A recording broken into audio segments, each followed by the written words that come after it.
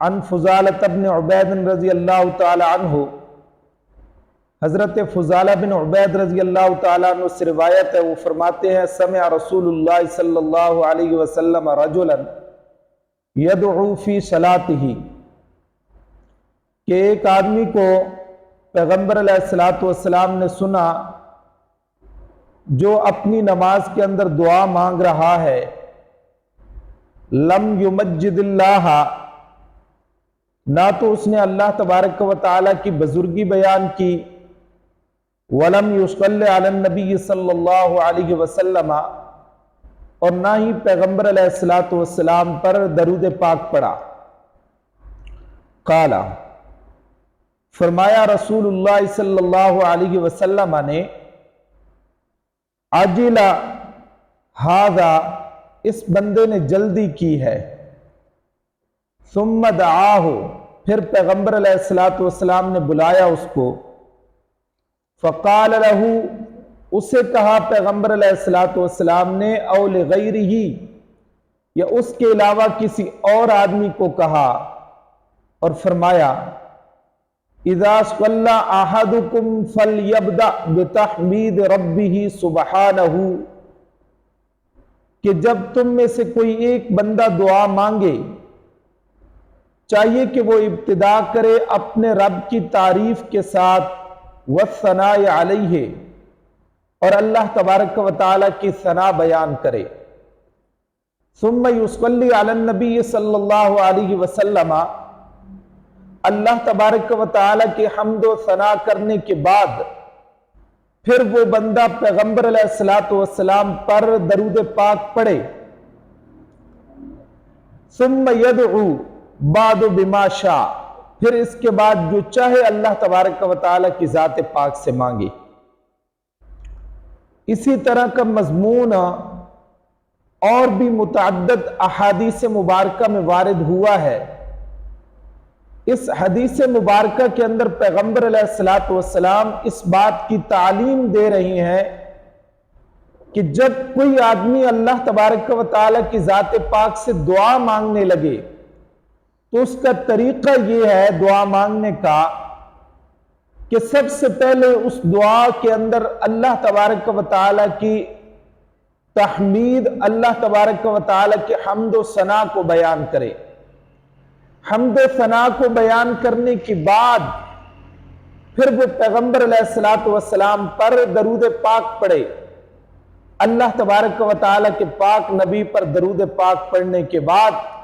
پھر وہ آدمی اللہ تبارک و تعالیٰ کی ذات پاک سے دعا مانگے۔ اور ایک حدیث میں وارد ہے، سیدنا علی ابن ابی طالب رضی اللہ تعالی عنہ فرماتے ہیں کہ رسول اکرم صلی اللہ تعالی علیہ وسلم نے ارشاد فرمایا کہ کوئی دعا ایسی نہیں کہ جس کے اور اللہ کے درمیان حجاب نہ ہو، پردہ نہ ہو، یہاں تک کہ حضور اکرم صلی اللہ تعالی علیہ وسلم پر درود بھیجے۔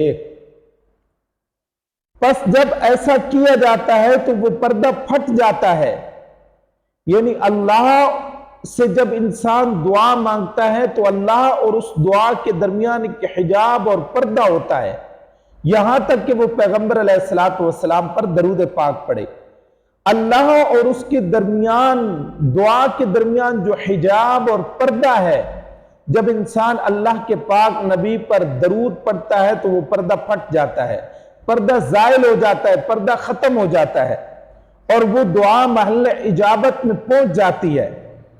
ورنہ لوٹا دی جاتی ہے۔ کیونکہ درود پاک ایک ایسی اللہ تبارک و تعالیٰ کی عبادت ہے جو کبھی رد نہیں ہوتی، ایک ایسی عبادت ہے، ایک ایسی دعا ہے اللہ تبارک و تعالیٰ کی ذات پاک سے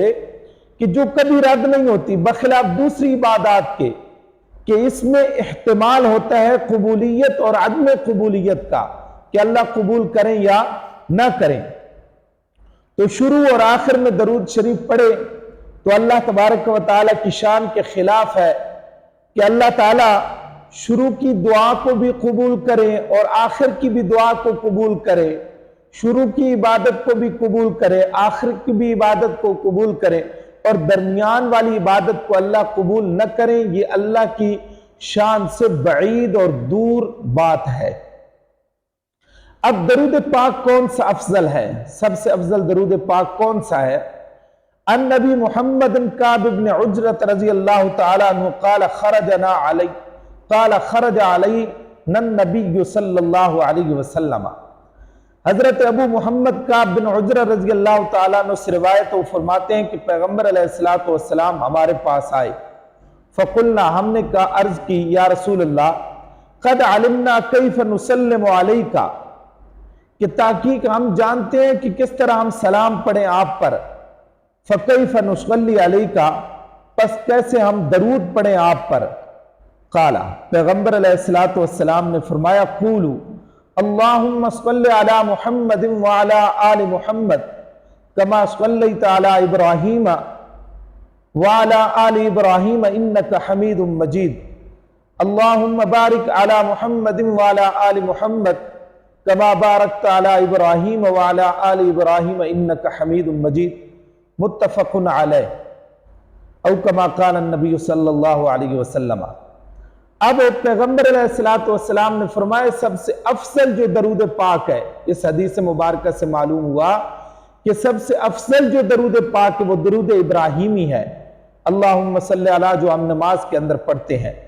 تو جب انسان اللہ تبارک و تعالیٰ کی ذات پاک سے دعا کرنے لگے، دعا مانگنے لگے، تو سب سے پہلے انسان کو چاہیے کہ پیغمبر علیہ السلام پر درود پاک پڑھنے سے اللہ کی حمد و تعریف ثنا بیان کرے۔